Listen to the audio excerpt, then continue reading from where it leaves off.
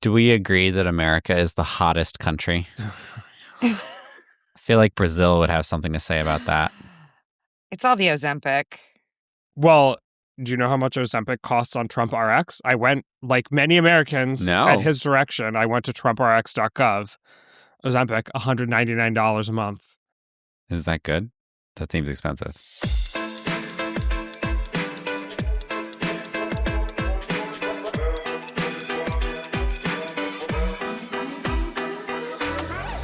Hello and welcome to this late night reaction edition of the GD Politics podcast, State of the Union edition. I'm Galen Druk, and I am joined this evening with friends of the podcast, Mary Radcliffe and Nathaniel Rakich. Mary, Nathaniel, welcome to the podcast. Welcome, Galen. Happy anniversary. Yeah. Happy anniversary. Okay, so we just finished watching the State of the Union address and the Democratic rebuttal. And I felt like it was an important thing for us to do together because not exactly 1 year ago tonight, but 1 year ago, the night of the State of the Union address is when we found out joint address. Joint address. Yeah, okay, we get it. Was when we found out that 538 was being shuttered by ABC News in a leak to the Wall Street Journal. It literally got published while Trump was speaking during his fake State of the Union address. And the three of us all then had to record a podcast together that ended up being the last episode ever recorded of the 538 Politics podcast, during which we made oblique references to the fact that it seemed like 538 was being shut down, but we ultimately hadn't been told by our bosses, so really couldn't be explicit about it. Although we all pretty much saw the writing on the wall. So we are back. Or the Wall Street Journal. Or the Wall Street Journal. Yeah, but good one. So we are back a year later to prove that life goes on. It feels like it's been 5, but it's only been 1 year. A lot has happened. Honestly, just that speech itself feels like 5 years. Oh my gosh. So we're here to mark an anniversary. We're here to mark a record broken. It was the longest State of the Union address in American history. Is that right, Nathaniel? Yes, at 1 hour and 48 minutes, but it wasn't 2 hours, which is what Trump and his team had been kind of teasing beforehand. And so I think they really succeeded in like lowering people's expectations for the night because people were like, wow, it wasn't 2 hours. Guys, it was still the longest State of the Union address in history. Like that was a freaking long speech. Breaking his own record set last year at the fake State of the Union, right? And there was another record broken tonight, right, Mary? You were tracking the number of shout outs to people in the audience. Yeah, so I should caveat this because I wasn't actually tracking this live. It was like partway through the speech and I was like, he seems to be naming like a lot of people. So I don't have an exact count. Based on my notes and my recollection, there were at least 15 times that Trump like named a guest in the audience that he had brought to the State of the Union to make a point about whatever. It was a real Oprah Winfrey kind of moment for President Trump. Yeah, where you got giving to be out Congressional medals of freedom and whatever else you're doing. And it ranged from just like these out of nowhere, like gruesome, gory stories of blood pouring down the aisle of a helicopter and then introducing a member of the armed services to like, hey, it's the USA gold medal like hockey team. You know, let's all. It was a kind of a whiplash situation. Yeah, so that was at least 15 shout outs that I counted. When we get the full transcript, we can double check. And according to the American Presidency Project at University of California, Santa Barbara, that is a record beating Trump's record set in his first term of 13 shout outs. I will say, on average, they've been tracking this since the first time a president shouted someone out, which was Ronald Reagan in the 80s. Trump, in his State of the Unions, averages way more of these shout-outs than any other president. In his first term, he averaged 10.5 per speech. The next closest president was Biden, whose average was 6. I should note that this does not include 2021 or 2025 because in 2021 was COVID years, so the State of the Union didn't have very many guests, and they did not have data for 2025. So So Trump, the showman, really likes to make his mark with featured guests. I mean, okay, there's a lot to get into here. It was an hour and 40-minute speech, hour 48-minute speech. Uh, I'll say my takeaway from it all was just a total lack of decorum. Like, that's not a surprise at this point. I don't think anybody was going in expecting, some sort of, stuffy capital P presidential speech, but like, he was calling the Democrats sickos and they were yelling back at him, and he was like, these Crazy, people yeah. are crazy. And like, it was not a State of the Union in the sense of like, this is our shared nation and this is how it's going. This thing that we're all invested in. It was much more political and campaigny than that. I'm curious for your top line takeaways if it was similar or if you had something more, I don't know, more detailed than that. But my takeaway coming out of this was just a little bit like, what the was that? Yeah, I tend to agree. I like at some point he pointed at the Democrats when he was talking about affordability and cost of living issues and said, "You caused that problem," right? Like, I mean, really felt like a lot of politicking. In fact, we were texting while we were all in our own respective homes watching the speech, and like that stuck out to all of us, right? Like, this seems like a lot of politicking. But I mean, Nathaniel pointed out, and maybe you can speak more to this, Nathaniel. It seems maybe it's always been like this with Trump, and every year we're just surprised by how it continues to happen. I think it's gotten more and more political with him. Like, yeah, I don't remember his first term all that well, but I remember that last year his speech was also a lot like this. It wasn't a traditional State of the Union. It had a lot of that showmanship. It was very political. It was obviously Trump's favorite thing in the world to do is to give a campaign speech at a rally, and this is basically him trying to approximate that with half the room being his supporters and half the room being his opponents, which I think to some extent he relishes, right? I mean, I think we talked about this last year, that it was kind of like, the question time in the UK, right, where, the president in this case gets to, go back and forth with his opposition, the Democrats. And but I think it does seem like every year it gets more and more personal and nasty, and the decorum gets thrown out the window even more. This is obviously a different type of speech, but I think like with his inaugural address too, like his inaugural address back in 2017 was like pretty dark. He talked about American carnage and stuff like that. But I think I believe we were all on the podcast together for his inaugural in 2025 as well. And I remember coming back to that being like, whoa, that was really negative, like even more negative than his 2017 address, which I rewatched after the 2025 address. And I think he has just gotten more, he has stopped sugarcoating it. Like, he still had a couple of trappings of a traditional State of the Union in this. He did have a couple of requests to Congress, which I assume we'll talk about. He ended with a, very flowery thing about, America's 250th and the promise of 1776 and, from the sun-kissed beaches of Florida to the endless plains of the Dakotas. But for the most part, this was he was not holding back. I mean, I think the moment that will probably get the most attention from analysts after the fact was the moment when he said, stand with me if you agree with the following statement, which was that the first duty of the American government is to protect American citizens, not illegal aliens. And so, of course, Republicans stand and applaud. I think it might be the longest applause line of the whole speech or something. Or maybe it was the men's hockey I team. think was the longest I think it was probably the hockey. Second to U.S. men's hockey.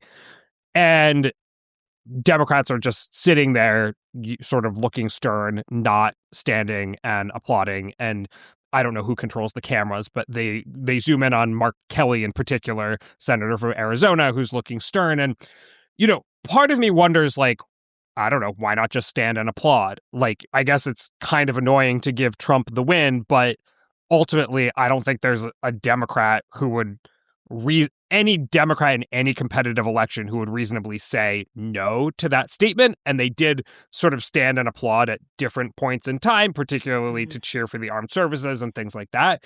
And so part of me wanted to say, like, oh, it's not a big trap. Just stand and agree, But I'm sure lots of Democrats disagree with his characterization as of illegal aliens as opposed to undocumented immigrants or immigrants in the country illegally, or however you want to say it. And that was the moment during which Rashida Tlaib and Ilhan Omar were shouting back at the president saying, "You're killing Americans." I mean, obviously the contrast there is, in your pursuit of illegal immigrants, you are not keeping American citizens safe. Exhibit A, Renee Good, Exhibit B, Alex Preddy. So I understand Democrats have a lot of anger about the whole dynamic of immigration right now. But part of me also thought, why even give him those optics? Because that is going to be sort of the main image from the night for a lot of folks.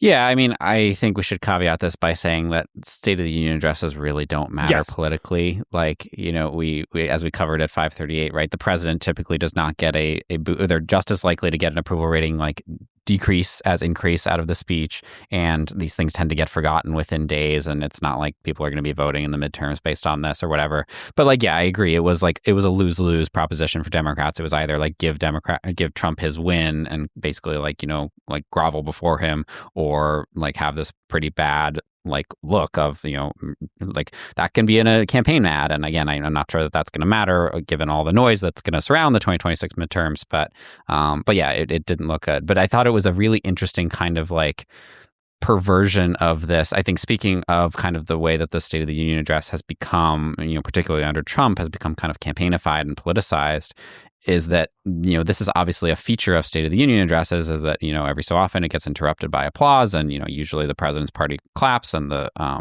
opposition party doesn't. And this was the president like almost like breaking the fourth wall and being like, I am going to dare you to not applaud for this right now, and like really bringing attention to the fact that the Democrats were not applauding something that should be to your point, Gail, and I think that like 99% of politicians would agree with. So yeah, it was really it was a smart play, but also a one that was, I think, really perverted the nature of the exercise of the democratic exercise of the State of the Union. And he kind of did that again and again, being like, look at these guys. They're not, for gender transitioning, for example, he did a shout out to somebody in the audience who, had ultimately not transitioned and was going, and then had a full ride to Liberty University and was like, and then he said, like, these people are crazy. Everyone should be standing, applaud, whatever, that kind of thing. Yeah. I mean, thinking of it as a lose-lose proposition for Democrats, like you said, Nathaniel, it really reminds me of the 2020 Democratic presidential debates where the moderators of the debates did all these raise your hand if you believe yada yada statements, like raise your hand if you believe we should have Medicare for all, like whatever it was. Decriminalize crossing the border. Exactly. Like whatever, and whatever statement comes next, like for a lot of those candidates, it really is a lose-lose proposition whether you raise your hand or don't, because there's like a part of the base, a significant part of the Democratic base that supported those positions, but not necessarily among the general electorate. And that's really what this reminded me of, is like you're putting yourself in a position that's hard to defend in either case. And to put a finer point on it, any Democrat that stood and applauded for that speech would have become immediately persona non grata among Democratic primary voters. For sure. So. It would either have to be one of those things where everybody decides we're just not going to give him this win and everybody stands up, or nobody stands up, because you're right. If like to be Mark Kelly stands up all by himself, right. But I mean, it was really a moment designed to be clipped and played over and over again on Fox News. Like, okay, so we won't fall any further into the trap, although it was a politically savvy trap, I guess, is what we're saying. Let's talk a little bit about what the point of the State of the Union often is, which is to set out an agenda going forward and ask Congress to do the things that you as president would like them to do at the start of the year, right?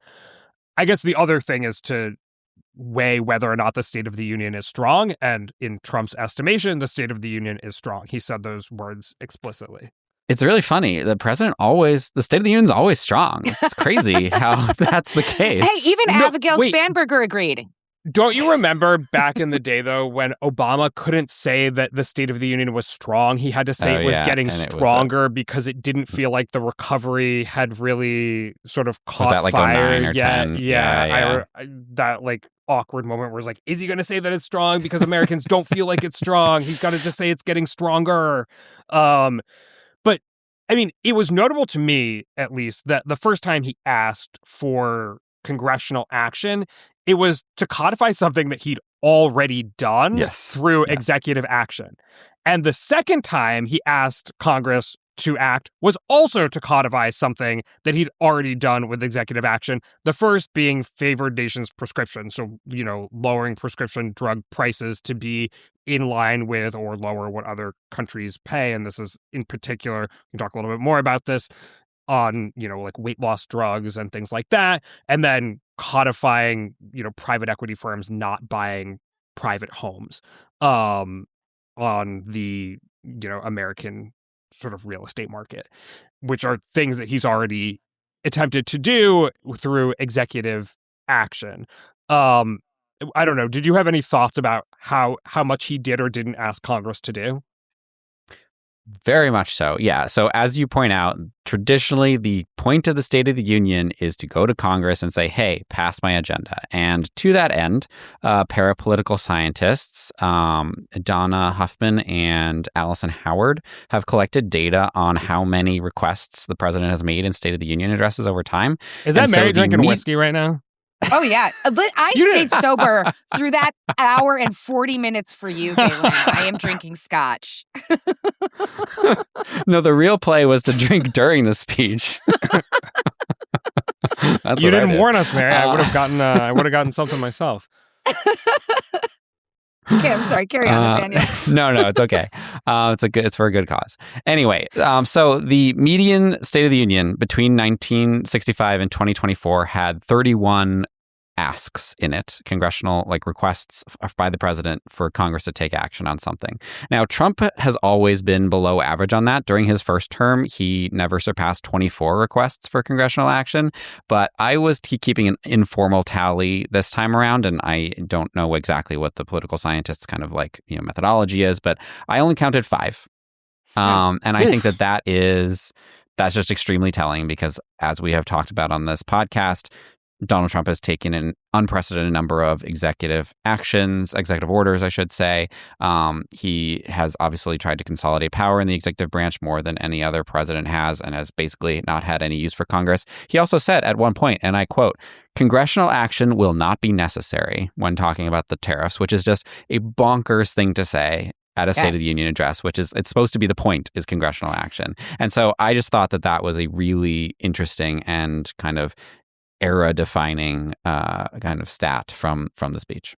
Can I ask you, Nathaniel, because you have that informal tally, one of the things that I was noticing is what you typically get from a State of the Union address is not just asking Congress for things, but also announcing new policy ideas. Yes.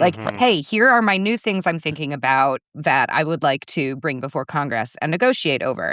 And when he's talking about this stuff, like we mentioned, several of these were asking to codify stuff he's already done. He asked Congress to pass the SAVE Act and to block congressional insider trading. These are all bills that are already being either moved through or not moved through the legislature, but already have been introduced. Did you notice any new pieces of legislation we had not heard about before? So he didn't, I was trying to kind of careful, and this is part of why I mentioned that, I don't know exactly the methodology that the political scientists use, but he did talk about some proposals of his. So he had a healthcare proposal and stuff like that. But he didn't specifically say, hey, Congress passed this, so I didn't count it. Okay. And so obviously, again, this president has taken a lot of executive orders. Maybe he's just being hey, FYI, Congress, I think this is a great idea. I'm going to go and do it myself. Congressional action is not necessary. Again, talked about the tariffs in that way. It was a lot of talking about his accomplishments, which were kind of Congress was ancillary for. Yeah, because that's for me, listening to this speech, one of the things that really struck me is it really felt like there was nothing new here, right? And that is atypical for a State of the Union address. This felt more like a rally speech where it's just you do the same shtick over and over and over again. And this is the shtick that Donald Trump does. And so he did it some more, but just on a nationally televised speech. And I guess I felt that was really bizarre to me. There were only 1 or 2 things in there that I had not heard anything about. And I just felt there wasn't it didn't seem like there was a purpose to this. And it was small. Like, I mean, one thing that stuck out to me as something that I hadn't heard before, but maybe it's already been offered, was Delilah's Law, where he shouted out another person in the audience, and he talked about, wanting to pass a law that bars states from providing commercial driver's licenses to people in the country illegally. Oh, you hadn't heard about that? So maybe that's already out there, but, he implores Congress to take that action. Like, okay, that's all well and good. But when you think about what are Americans most concerned about, we were all watching different networks going into the speech, and literally, 17,000 times before the speech begins, you hear the anchors and the analysts talking about affordability. What is he going to say about affordability? And so he opens the speech and he lies and he says inflation is down to 1.7%. And he ticks off all of these accomplishments on, the cost of living, inflation, tariffs. We ended DEI. We've seen a decrease in crime, which that's true. We have seen a significant decrease in crime. It started under Biden. Stock market, oil production. Border crossings, virtually zero. I mean, basically true. But we don't hear any proposals on the big ticket items. Like, he could get up there and say, he talked about no taxes on tips, no taxes on overtime, no taxes on Social Security, which all have a lot of caveats associated with them that make them less lucrative than you might initially think for the people for whom that would have an impact.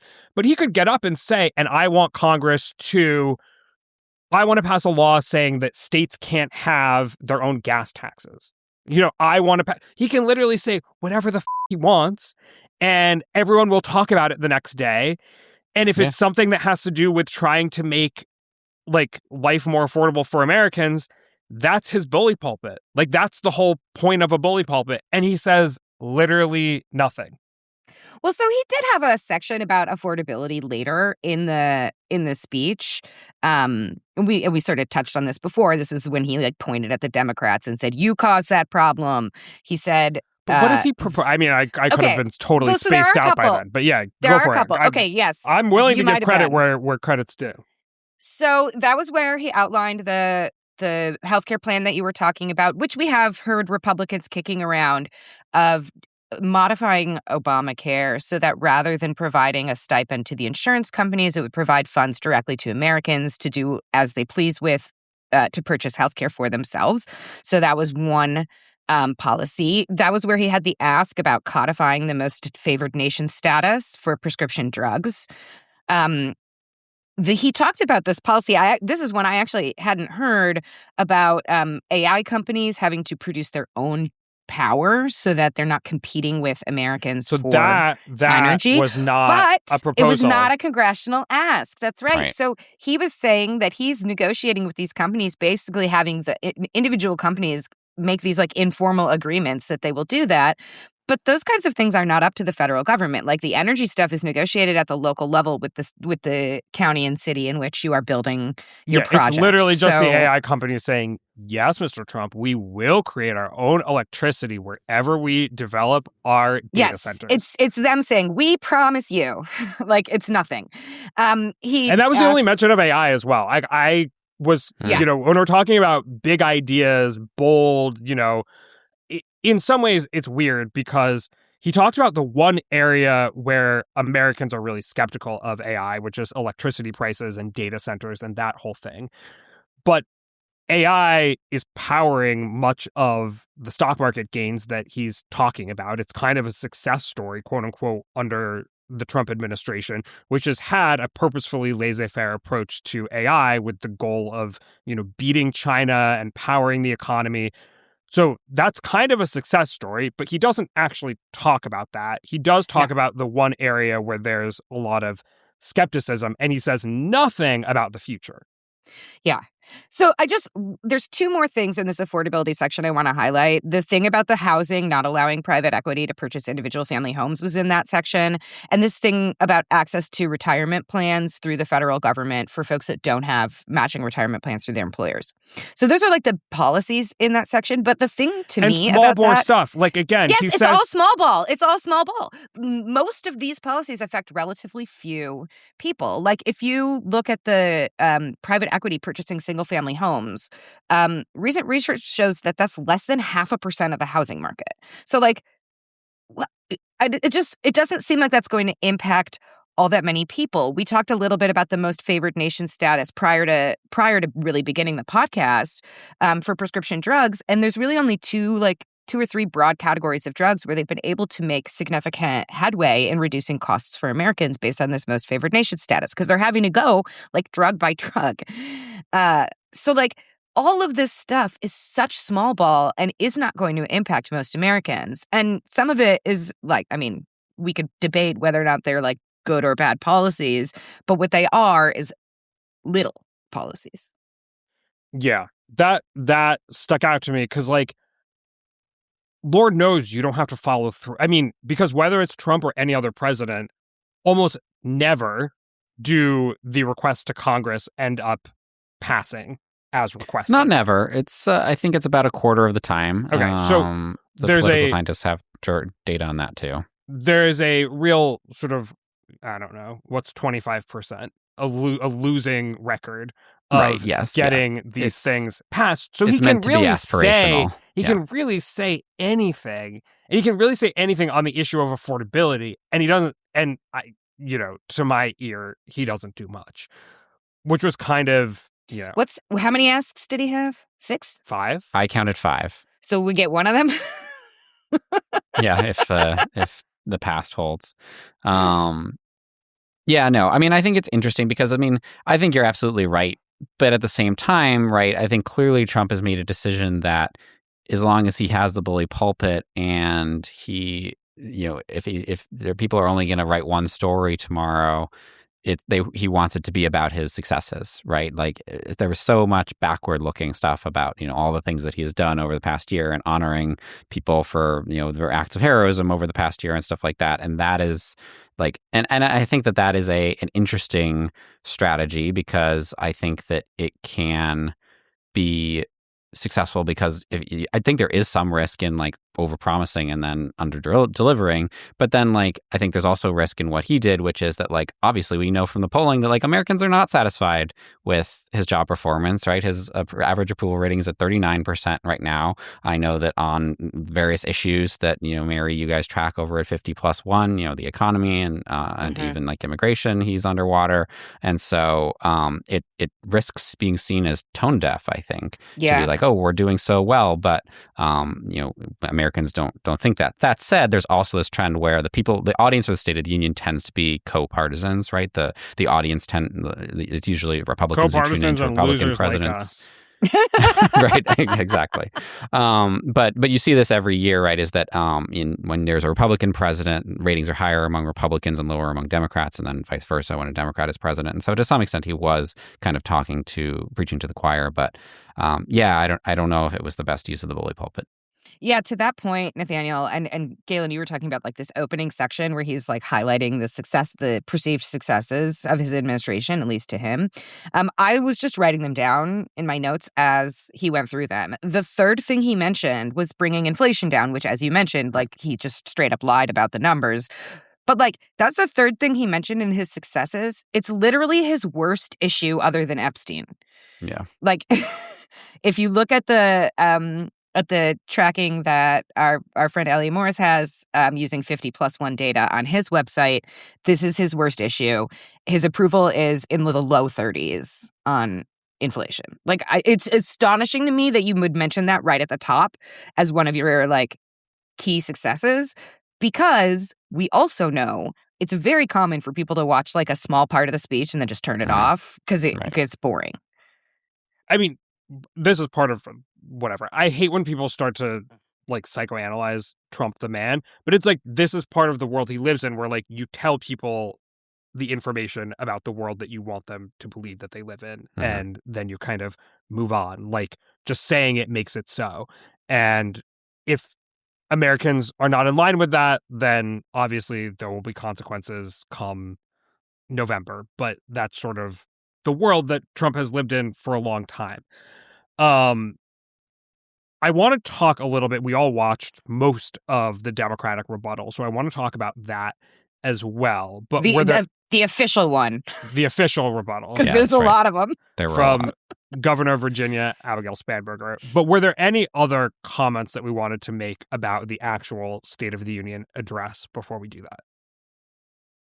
I mean, I think there were two of the actual requests that he made of Congress, I think, were particularly interesting to me. One was the ban on insider trading, essentially, by Congress, which was basically one of like two things that Democrats actually stood up and applauded for. Yeah, he got Elizabeth Warren on her feet.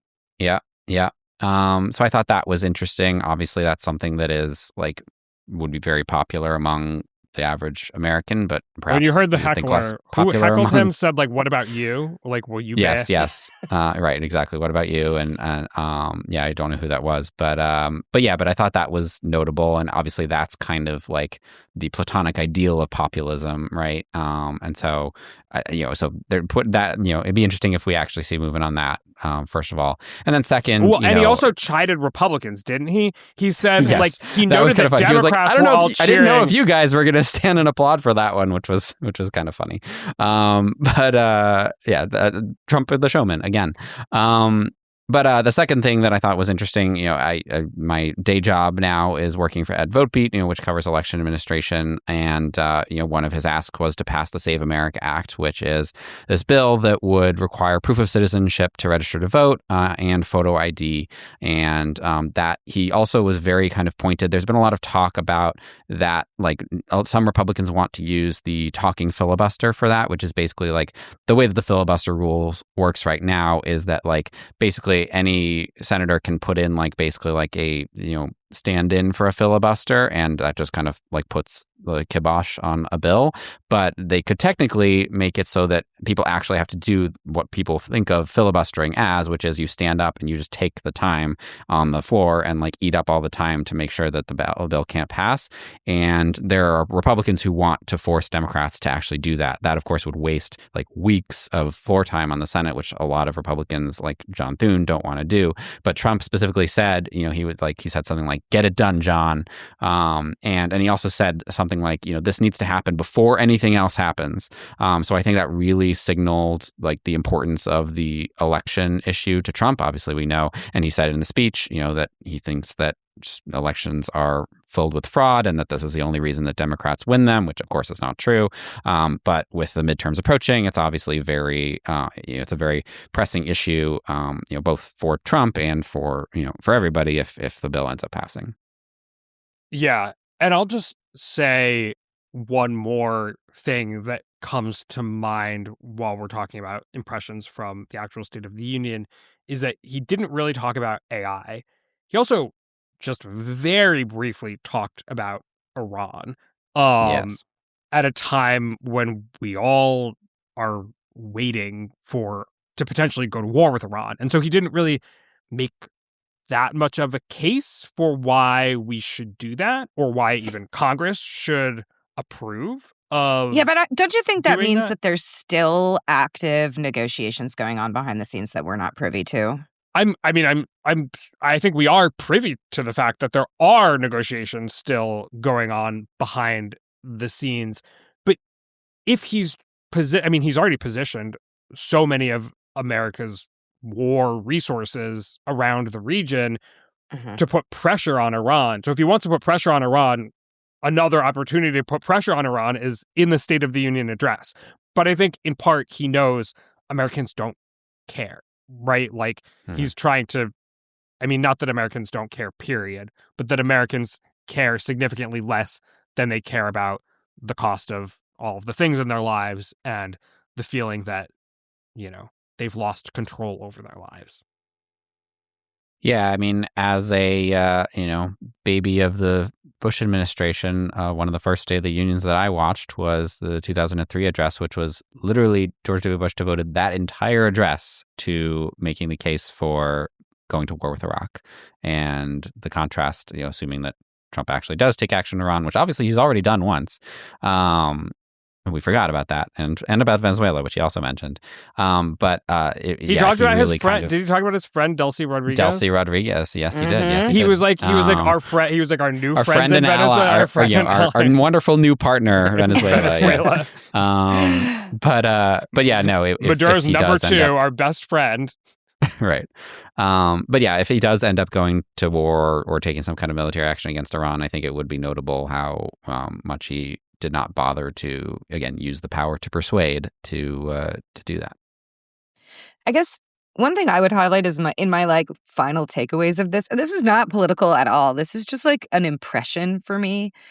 I was repeatedly struck by how gruesome he is when he is talking about terrible things that have happened. He's talking about the horrific floods in Texas last year that killed dozens of children.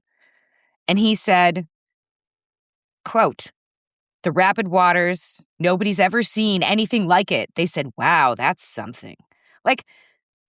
Dozens of children died. What are we doing? He's talking about blood running down the helicopter. He's describing the concentration camps in the film. He was like, the biggest concentration camps you've ever seen. He was describing the really tragic attack on a woman in Charlotte on a metro train or something, and her parents were in the room, and I'm watching him go in detail into this disgusting, gruesome story, and her mom is just sobbing her face off, and I'm like, the graphicness and the relish that he takes in telling these graphic and gruesome stories really, really left a bad taste in my mouth. Very yucky, and I don't like it. Yeah.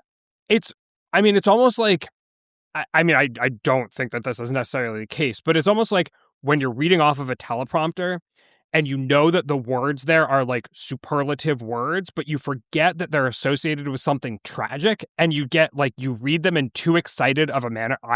Yes. I have certainly read a script in too excited of a manner before for what the content of the script actually is. So I understand that part, but it was his language relies so heavily on superlatives. And when he's talking about really horrible things, he still relies heavily on those the greatest comeback ever, and then also the biggest concentration camps ever. And it's just what the man?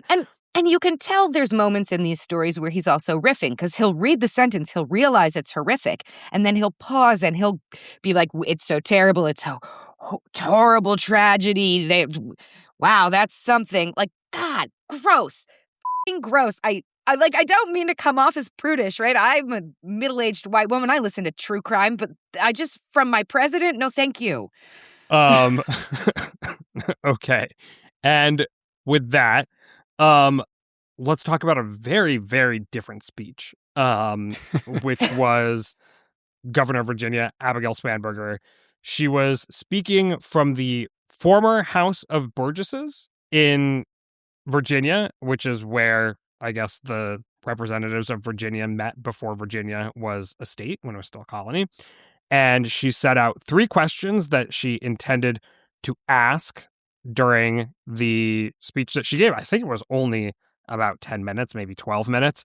She asked, "Thank you, Abigail Spanberger." Yes, indeed. She asked, is the president working to make life more affordable?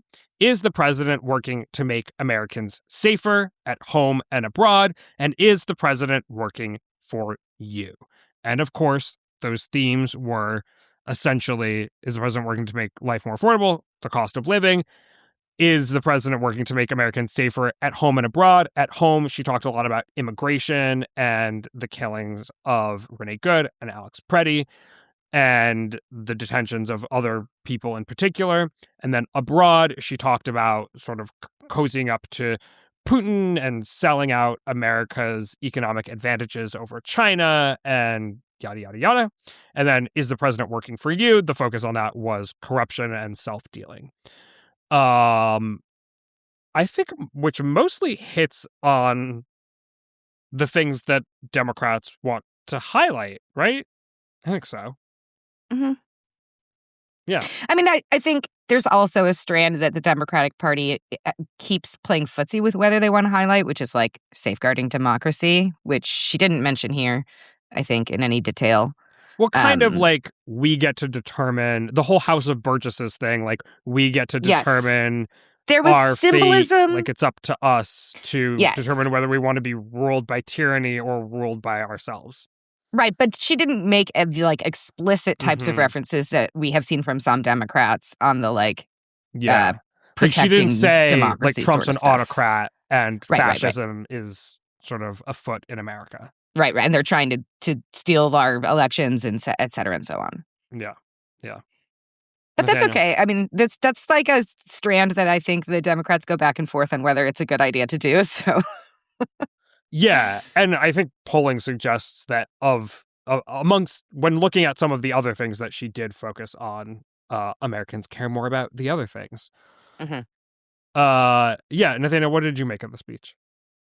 Yeah, I mean, I agree. It was obviously a much more conventional speech, and I think it made sense from a messaging perspective. I think obviously it was good that it was short, both for us long-suffering journalists and just from it makes it more likely that people would watch it or parts of it, I think. I think it's interesting. Obviously, the State of the Union response has kind of a long and troubled history. It's considered to be cursed because it's just like such a hard medium to nail. My personal favorite in this category is Marco Rubio and his water bottle. And of course, now he's Secretary of State. Is it so crazy that we still remember that? That was like 15 years ago. It was like 15 years ago. It was Obama. And for those of us that follow politics, it is like indelibly etched in our memories that one time Marco Rubio took a drink of water, but like badly. Yes. But there were many, many other bad and look where State of the look Union how far responses over time. Yeah, right, exactly. Yeah, and it didn't end up hurting his career. So, I think that she did she avoided, she followed the cardinal rule of State of the Union responses, which is do no harm. For a fun piece of trivia for, the real nerds out there, she basically did what Bob McDonnell, her predecessor as Virginia governor did when he gave the State of the Union response in, I believe it was 2010, because he was standing from the actual House of Delegates in the actual Virginia Capitol building with an audience basically trying to simulate the State of the Union. And this is kind of what Spanberger did. She was standing, it wasn't actually in a legislative chamber. It looked like it was just kind of like a hall with there were people sitting in chairs kind of on the sides. And, there was kind of muted applause. It was 10, the sound of 10 people applauding every so often. Flags so it didn't behind her. Which at least gave her a moment to compose herself so she didn't have to drink water. Yes, like a harried which I actually think is non-ironically a good idea. But she generally did pretty well, and obviously she's somebody who is talked about as kind of a rising star in the party. I think that the talk that she could run for president is pretty silly because she just became governor, and she would have to basically spend her entire term as governor campaigning for president. But I think she could be a very viable VP pick, and I don't think she did any harm to her own prospects tonight. Yeah, I think the bar for this kind of response is don't embarrass yourself. Right. And she cleared it. Congratulations. Good job, Abigail Spanberger. Yeah. All right. Well, with that, it is now significantly past midnight on the East Coast. So let's wrap it up. Let's not stay any longer than we need to, and we'll set Mary free to enjoy her whiskey without politics. The way whiskey is meant to be enjoyed. After 2 hours worth of speeches, come on. All right. Nathaniel, Mary, thank you so much for joining me this evening. Thank you, Galen. Thanks, Galen. Let's hope that this podcast still exists tomorrow. Oh, yeah. I mean, let's take a moment to acknowledge how far we've all come in 1 year. Dare we say That's true. We're in much better places now than a year ago. Indeed. Congratulations. Sweet memories. Yeah, Thank you, and likewise. congratulations to both of you as well. Thank you. With that, my name is Galen Druk. Remember to become a subscriber to this podcast at gdpolitics.com and wherever you get your podcasts. And if you want it to continue to exist, become a paid subscriber, because paid subscribers get about twice the number of episodes, access to some of the videos for the podcast. You can join our paid subscriber chat and pass along questions for us to discuss on the show. And like I said, most importantly, you ensure we can keep making a podcast like this. Also, be a friend of the pod and give us a 5-star rating wherever you listen to podcasts. Maybe even tell a friend about us. Thanks for listening, and we'll see you soon.